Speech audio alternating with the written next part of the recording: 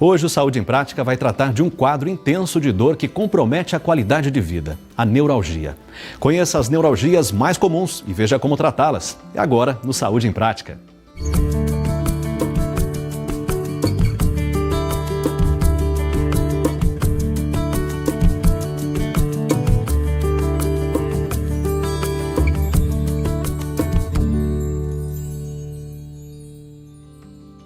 A neuralgia é conhecida por uma intensa dor ocasionada por lesões em alguns nervos. A idade é o principal fator de risco para o seu aparecimento.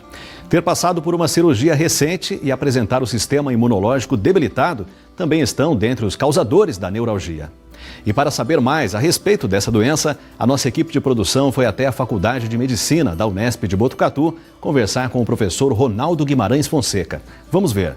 Neuralgias são um grupo de situações, de condições, de entidades, de doenças causadas pelo comprometimento de nervos periféricos. Os nervos que inervam o segmento cefálico e a face, eles podem ser só motores, inervam só músculos, podem ser sensitivos ou podem ser mistos. Quando eu tenho um comprometimento das fibras sensitivas, então o paciente tem dor referida num determinado território. E aí cabe ao médico descobrir qual a causa dessa condição. Então, neuralgia, dor num território inervado por um nervo. O importante aí é nós contextualizarmos essa condição. A Organização Mundial de Saúde chama muita atenção para que em torno de 80% dos casos de dores de cabeça sejam cefaleias primárias, ou seja, a causa é genético-bioquímica, não tem que fazer exame complementar. Apenas 20% das cefaleias são secundárias.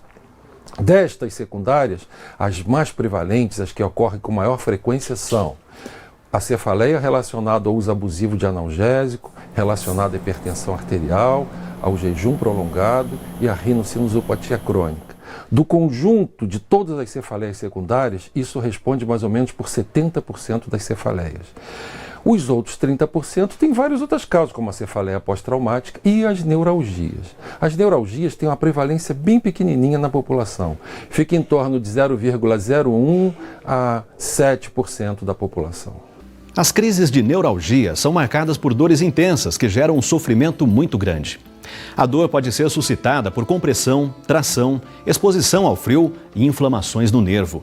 A dor neurálgica, ela pode ser de vários tipos. Ela pode ser aguda, pode ser empontada, pode ser enfisgada, pode ser em queimação, pode ser penetrante, pode aparecer que tem um monte de agulha entrando, pode aparecer com choque. Então ela pode ser de todos esses tipos. O que me permite caracterizar as diferentes tipos de neuralgia são a duração da dor. Ela é uma dor que dura 1 minuto, que dura 10, 15 minutos, ou ela é uma dor que dura segundos ou fração de segundo, que dá e passa, dá e passa, dá e passa. Isso é muito importante. Outra coisa é a localização da dor. Então o indivíduo tem dor de cabeça na região occipital, pode ser na região posterior da cabeça, pode ser um monte de coisa, mas se essa dor piora quando eu rodo a cabeça, quando eu faço a flexão, quando eu faço a extensão da cabeça. Então, dependendo do tipo de dor, onde ela dói, qual a duração, o que vem acompanhado, se tem um formigamento de língua, se tem uma alteração na face, se a face está dolorida, ou se ela fica anestesiada, ou se ela parece que tem um monte de formiguinha, se ela está parestésica. Essas características é que vão me permitir fazer o diagnóstico do paciente. E mais, a idade de aparecimento, se o paciente tem alguma doença associada. Portanto, a avaliação global do paciente, o exame neurológico, o exame físico global, me permite diferenciar um quadro do outro. Por vezes, a dor neurálgica vem acompanhada de formigamento, alteração de sensibilidade, fraqueza ou paralisia dos músculos do nervo afetado. Parece que o diagnóstico da neuralgia não é muito fácil. É isso mesmo, doutor Ronaldo? Bom, agora nós vamos falar então sobre o diagnóstico diferencial das neuralgias. O paciente que chega com neuralgia, ele pode ter uma doença primária. A neuralgia pode ser genética, pode ser familiar, eu preciso reconhecer isso. Mas ela pode estar ocorrendo também por uma doença no sistema nervoso central. Eu posso ter um tumor, um granuloma, alguma coisa que comprima o nervo. Mas o nervo também pode estar sendo comprimido por uma artéria. Ela sai junto num buraquinho e, de repente, aquela artéria pode estar comprimindo o nervo. E o paciente tem dor. Mas o problema pode estar sendo causado por uma doença sistêmica. Por exemplo, o paciente que tem uma artrite reumatoide, que tem uma vasculite, que tem uma doença autoimune, né, o próprio sistema de defesa agredindo o corpo, ele pode ter uma enfermidade e nós precisamos fazer o diagnóstico. Portanto, são N entidades possíveis, entidades essas neurológicas, ou entidade reumatológica, uma entidade da clínica médica geral, que nós precisamos reconhecer para fazer um diagnóstico preciso e um tratamento adequado voltado para a condição que causou a dor. Não existe causa de dor indefinida. Para você descobrir o que um paciente tem, você precisa ter paciência e precisa ter uma capacitação técnica para fazer o diagnóstico diferencial. Saúde em Prática vai para um breve intervalo e no próximo bloco você conhece os tipos mais comuns de neuralgias e confere como tratar. É daqui a pouco no Saúde em Prática.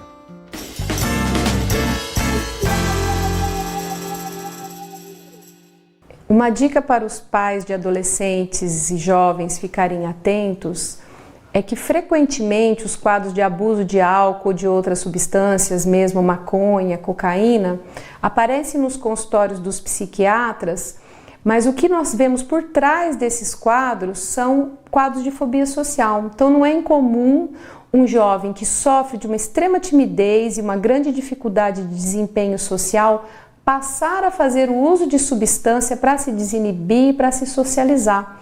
Então, às vezes, o que aparece é a história da dependência, mas o que está por trás é um outro transtorno que precisa ser observado, detectado e tratado para você obter sucesso no tratamento, por exemplo, do abuso da substância química.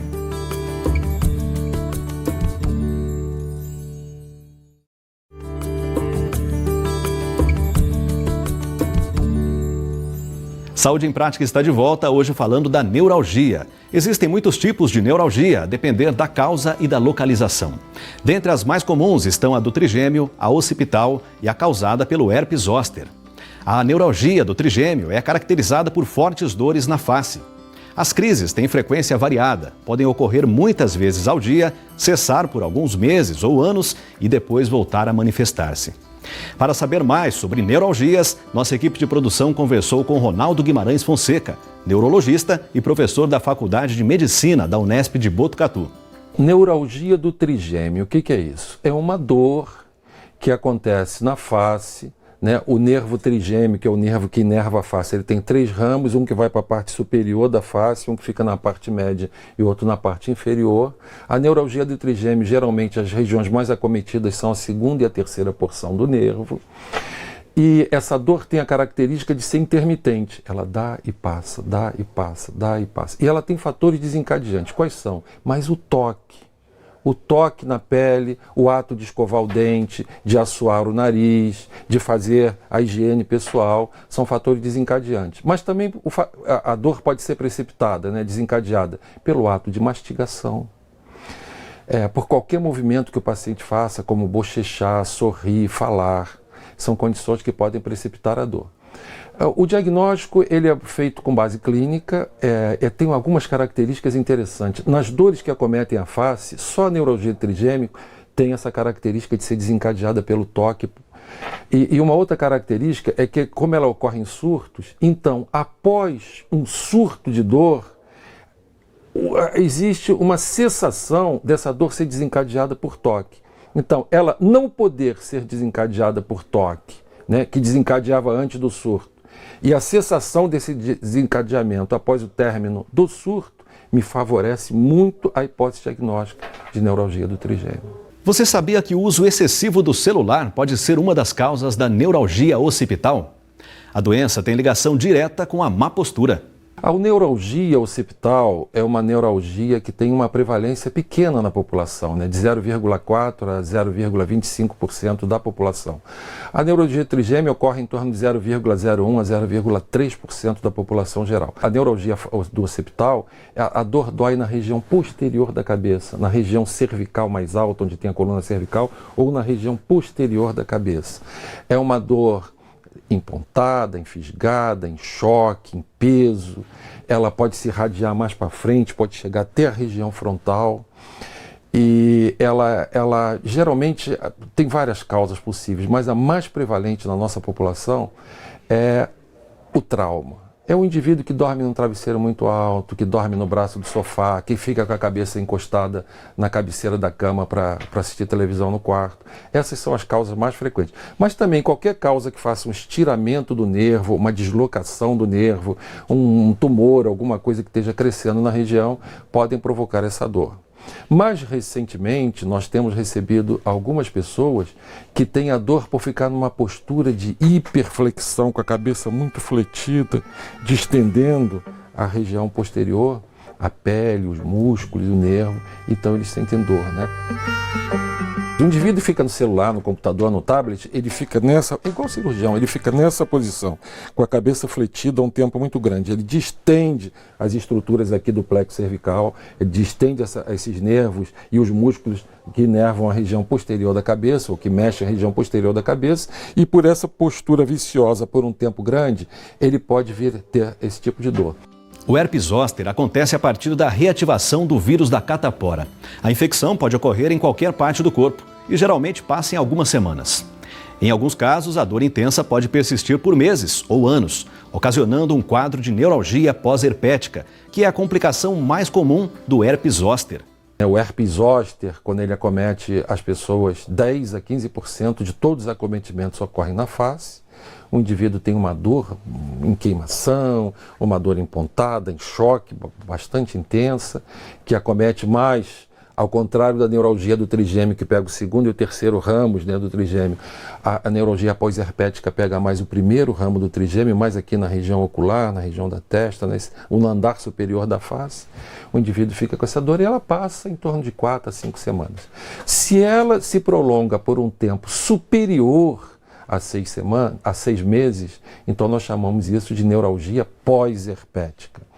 Então essa dor, ela costuma ser bastante intensa e ela requer um tratamento apropriado, né, medicamentoso e às vezes não medicamentoso, para que a gente consiga debelar essa condição.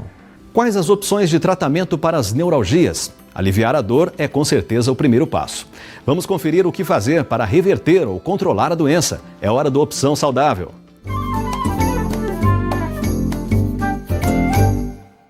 Se a neuralgia do trigêmeo for primária, eu posso tratá-la com medicamento. Mas se eu tiver um tumor, um lúpus eritematoso, uma doença autoimune causando ela, se eu tiver um paciente com esclerose múltipla, se eu tiver um paciente que tem um conflito vascular, eu tenho que fazer uma abordagem específica para aquilo. Se for uma doença de tratamento cirúrgico, eu tenho que fazer um tratamento cirúrgico para controlar a condição. Se eu não consigo identificar nada, ou se é uma dor de cabeça primária com forte histórico familiar, eu posso tratar com remédio. E esses remédios são eficazes em torno de 70% a 80% dos pacientes, eles têm um controle bom. Mas o problema é que esse controle às vezes ocorre por 2, 3, 4 anos, né? E depois a doença volta de novo. Aí eu posso fazer um tratamento cirúrgico no nervo, um tratamento no nervo ou um tratamento no cérebro para tentar debelar essa dor. Isso para a neuralgia trigêmeo. A neuralgia occipital é mais fácil, porque eu posso fazer também tratar com remédio, posso fazer uma infiltração, fazer uma anestesia no nervo, fazer anestesias sucessivas, ou também, se um caso for mais difícil de tratamento, um procedimento cirúrgico. A pós-herpética eu também a mesma coisa, trato com remédio ou trato com procedimento cirúrgico. Ela costuma responder bem à terapêutica medicamentosa, né, com antidepressivo tricíclico e tal, e tem um bom controle. Então você tem desde a cura total até um controle satisfatório da condição. Então existe um tratamento e ele é eficaz para essas condições, para essas neuralgias. Saúde em Prática fica por aqui. Você aí de casa pode rever esse programa e todos os já exibidos em nosso site. A gente se encontra na semana que vem. Tchau, tchau.